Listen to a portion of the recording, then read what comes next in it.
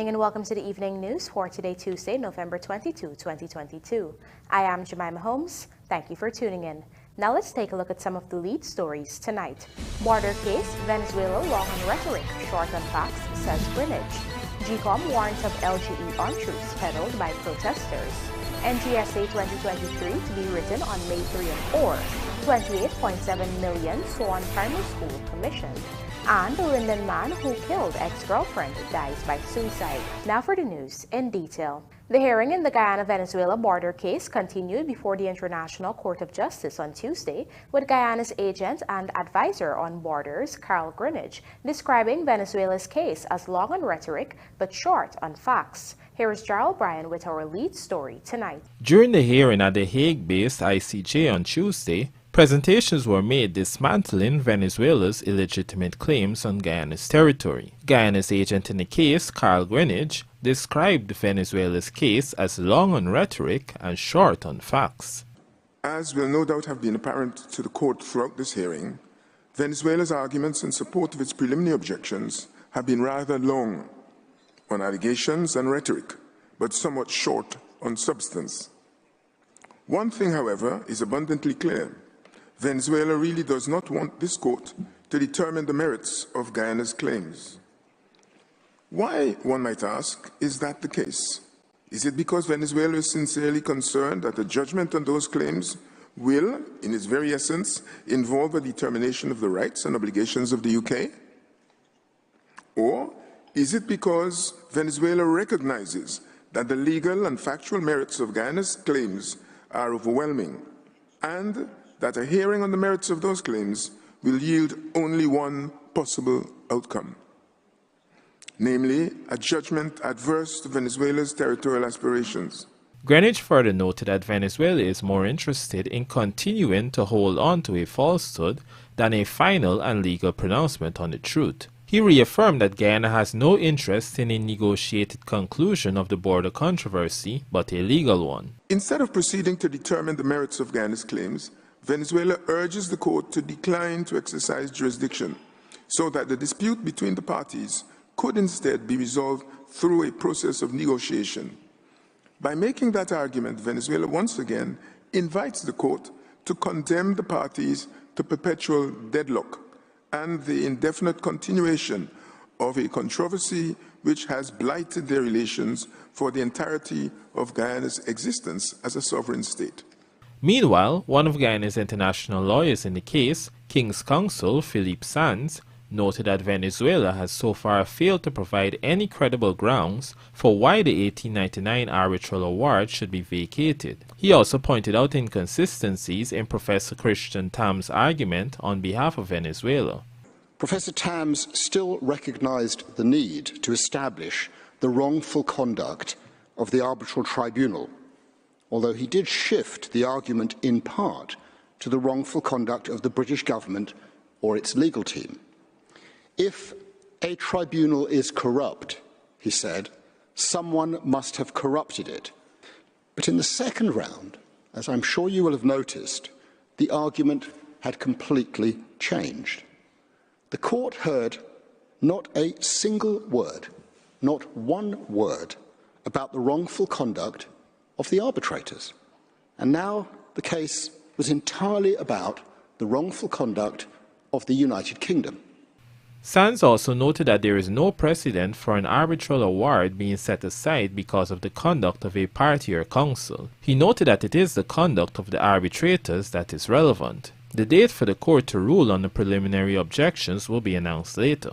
Gerald Bryan, The Evening News. The Guyana Elections Commission, GCOM, on Tuesday debunked what it termed as misinformation that is being peddled by protesters in front of its regional offices. These protesters have, among other things, accused GCOM of not publishing a register of voters within the statutory time frame for local government elections. Here is Gerald Bryan again with the details. In its statement on Tuesday, GCOM made reference to protests that have been launched by small groups in front of its registration offices. These protesters have claimed that GCOM is long overdue to produce a register of voters and that the voters list was not cleaned. According to the electoral agency, however, this is nothing more than misinformation, since GCOM is well within the time frame. Already, they have posted the revised list of electors in the public domain in accordance with the regulations. GCOM also noted that the register of voters will be extracted on November 26, 2022 and distributed to returning officers countrywide. According to GCOM,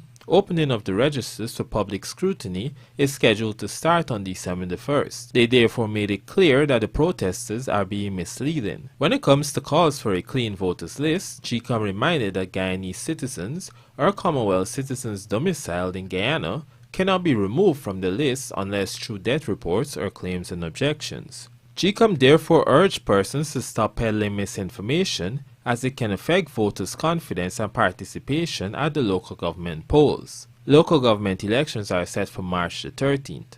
Gerald Bryan, The Evening News. The National Grade 6 Assessment 2023 is set to be written on May 3 and 4 as the Education Ministry continues to work to return a sense of normalcy to the system for the new academic year, following the disruptions caused by the COVID-19 pandemic. Rupa Sinarayan tells us more. The last time the National Grade 6 assessment was executed under normal circumstances was the year 2019. Following the COVID-19 pandemic in 2020, dates for the exams were indefinitely pushed back, coupled with different structures, a trend which continued in 2021 and 2022 owing to existing conditions and circumstances at that time. As she made the announcement on Tuesday, Education Minister Priya Manikchand shared that the release of the results for the NGSA will also return to the normal timeline. We want to resume some level of normalcy for 2023.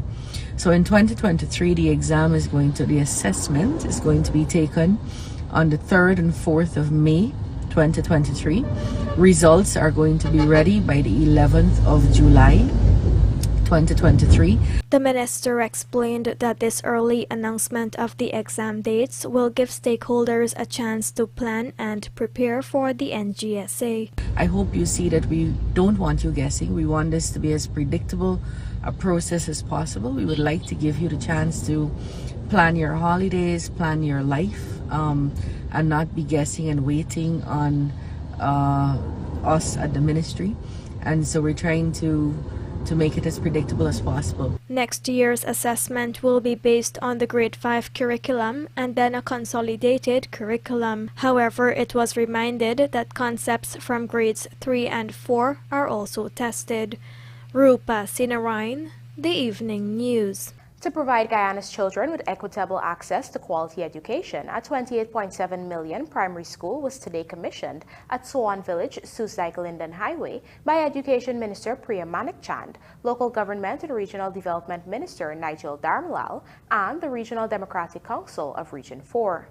The school was officially opened on September 5, 2022, with 109 pupils and 6 teachers. Delivering remarks at the ceremony, Minister Manikchand underscored that the government will continue to deliver on its promises to ensure that all citizens have access to high-quality education in Guyana.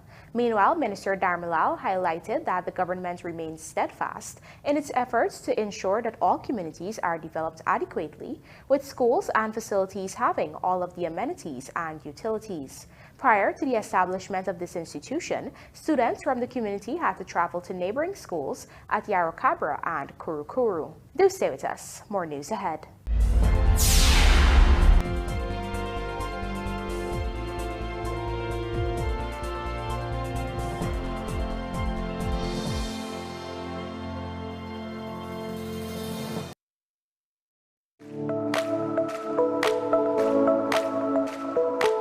Optic offers great patient care that is tailored for my entire family.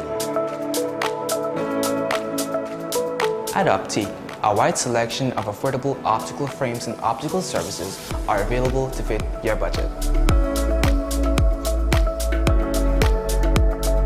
At Optic, my family is provided with comprehensive eye examination and access to the ophthalmology services, all under one roof.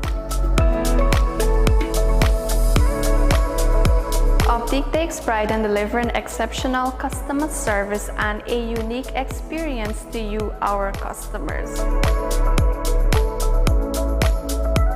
Optic Vision Care is a company that is Guyanese born and grown that will help you take care of your precious eyes.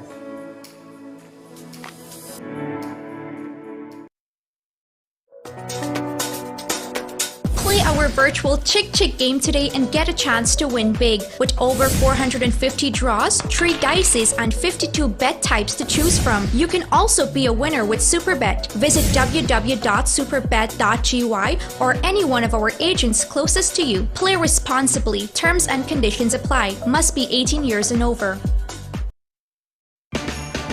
Now you have another reason to shop at Gafours from now till Christmas. Gafours has launched its 7-car promotion with over $30 million in prizes to be won. With any purchase of $5,000 for self-service or $100,000 for wholesale customers, you have a chance to enter any one of our 7 branches. This promotion runs from September 9th to December 29. For more information, visit our Facebook page at Gafours or contact us on 223-9896. Gafours, the name you can trust.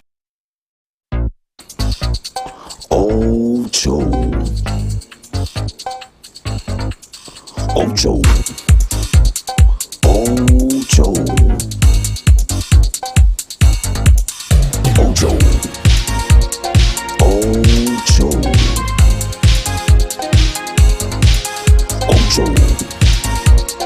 Ocho. Ocho. Ocho.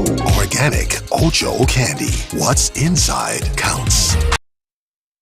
Guy Oil is 100% Guyanese owned and operated. With more than 43 years of service, our company is recognized as a market leader in high-quality petroleum products and is Guyana's largest fuel distributor. Guy Oil is strategically located in all 3 counties with terminals and fully operational wharfing facilities at Providence, East Bank Demerara, Heathburn, Berbice, and Adventure Essequibo. These facilities allow for convenient ship-to-ship transfer of fuel to vessels of various sizes. Choose Guy Oil for your bulk fuel supply and you will benefit from convenient delivery via our extensive fleet of RTWs, volume discounts, and complimentary tanking facilities. Guy Oil is owned by the Government of Guyana and all profits are used in Guyana for the benefit of Guyanese. Choose Guy Oil for all your fuel needs. Guy Oil, excellence in service.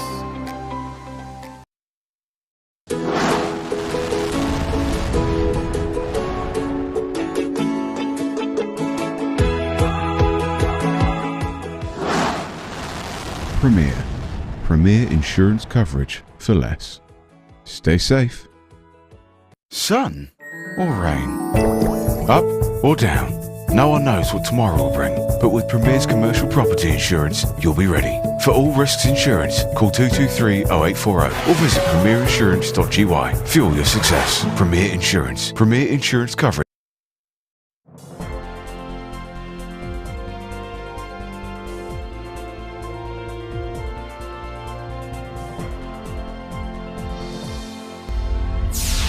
Welcome back. You're watching the evening news.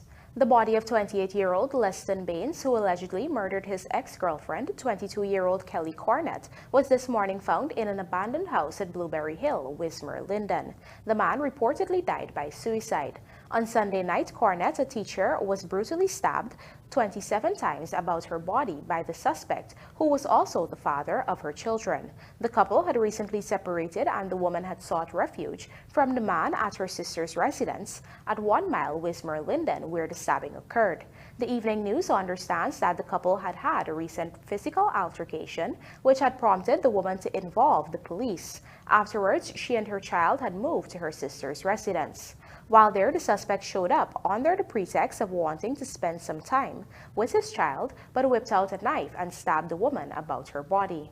The Chedijegan International Airport has conducted an assessment of its security after a man succeeded in breaking into a private jet and escaping with a quantity of valuables. Here are the details. The incident occurred on October 26th, and according to the police, the suspect had dug a hole under the perimeter fence of the airport and made his way onto the tarmac, where he broke into the aircraft. According to a statement issued by the airport on Monday, it conducted an assessment of its security following the theft, and the final report has since been handed over to the Public Works Minister, Swan.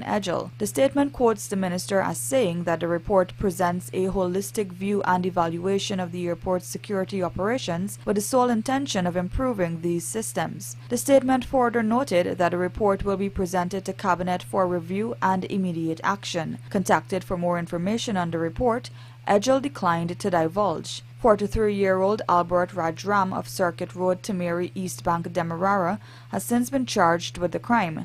Having pleaded guilty to 2 counts of simple larceny, the man was sentenced to 36 months imprisonment for each charge. The sentences will run concurrently. The private jet in question was parked close to the hangar of the Guyana Defense Force Air Corps. Reports are that when the pilots returned to the aircraft a few days later to prepare their flight for takeoff, they discovered that the main door to the plane had been breached. Some of the stolen items, which included alcoholic beverages and electronic devices, were recovered. Meanwhile, the security assessment report was prepared by the Airport Security Task Force, which includes representatives from the Ghana Civil Aviation Authority, the Chedijegan International Airport, Customs, Immigration, Guyana Police Force, Customs Anti-Narcotics Unit KANU, the Ghana Defense Force, and the Guyana Fire Service. Natural Resources Minister Vikram Bharat, in leading the launch of the Regional Men on Mission initiative in Madhya Region 8 last weekend, has urged men to take up responsibilities in the home and in society in general.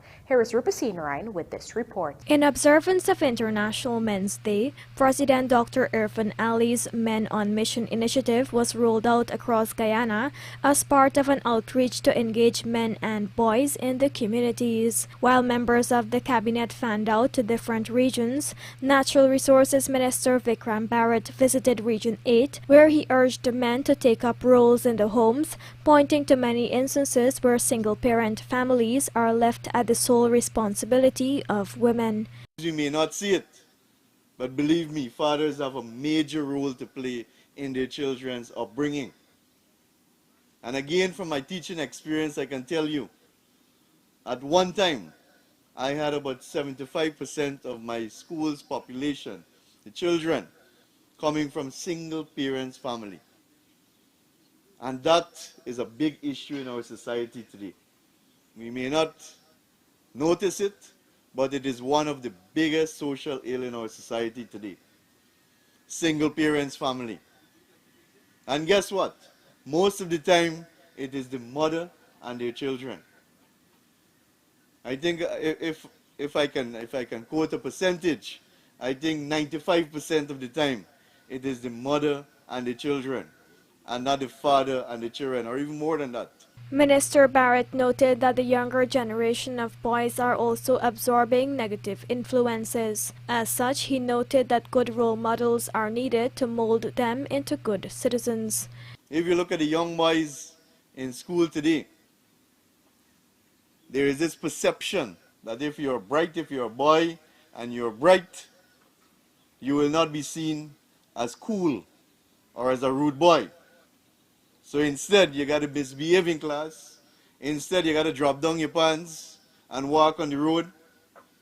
Instead, you got to behave like a thug on the road so that people can think that you're cool. People can think that you're a rude boy. But the reality of the situation is that that gets you nowhere. We have to train our young boys to become role models. We have to train them to become more responsible, to become good brothers, fathers, grandfathers, community leaders. Because if we don't do that, we are going to lose ourselves. A cute little gem tucked away at Now or Never village in Maikoni, East Coast Demerara, the Fairy House, draws a crowd for those looking for the perfect picturesque scenery. But what was the inspiration behind this tiny house? Andrew Carmichael tells us in this story. The Sunshine Garden, known as the Fairy House, situated at Now or Never on the east coast of Demerara, in Region 5, Mahaica Berbice, is the ideal place for beautiful nature photographs without going to an expensive, far-to-reach resort. Known for its serenity, the Sunshine Garden combines tropical flowers with exotic shrubs and displays them in the most attractive way. It is also equipped with a chapel and is quite suited for weddings. Owner and operator Nadira Puran says she did not set out to have it as a tourist site. After realizing that persons had started to stop at her property to take photographs, Nadira eventually stocked up on storybooks and toys for kids and as an added attraction to the facility. It's what the people make it. Because I always love this. Whatever you see here, I always love it. But it seems like people love it more than me. How did it get started?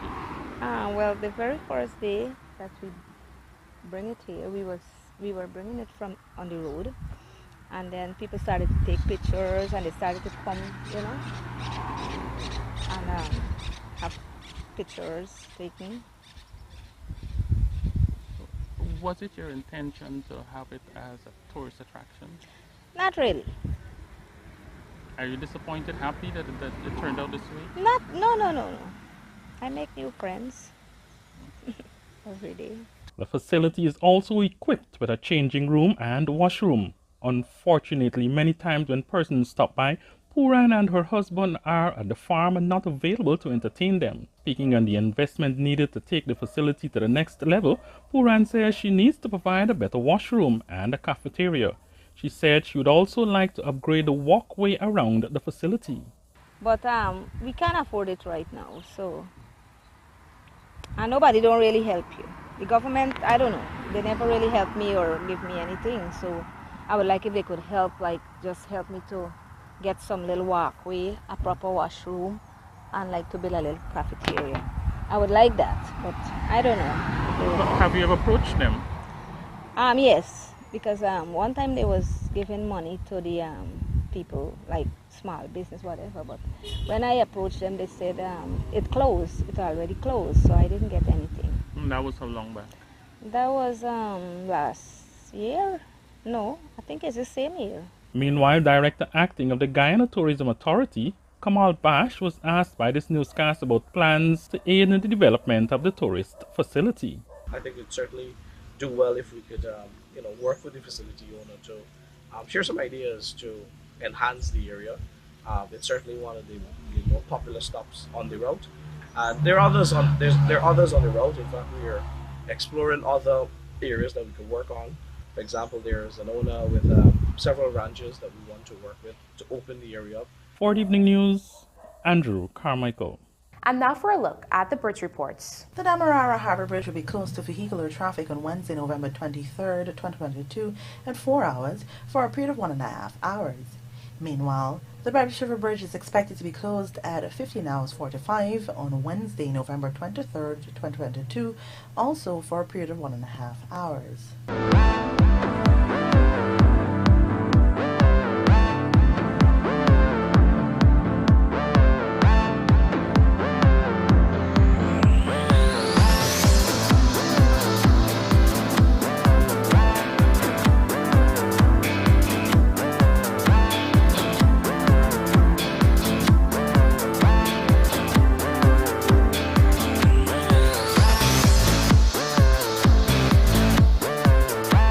GFF to conduct first female-only CONCACAF Level C coaching course, and victories for Guyana in Suriname Independence Online Blitz chess event.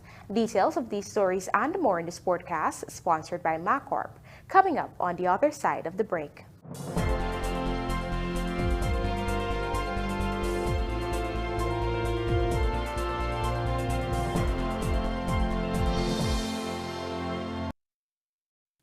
This Christmas, guess what?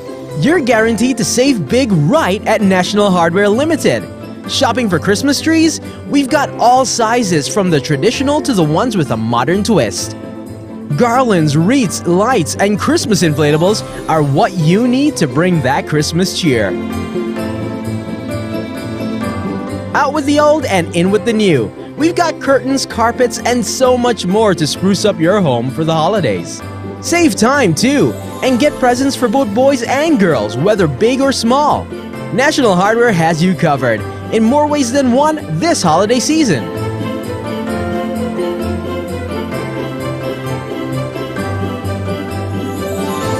Check out our superstore at 13 to 14 Industrial Site, Rumvelt. Telephone number 231-1091-95. Or downtown at 17 to 19A Water Street. Telephone number 227-1961.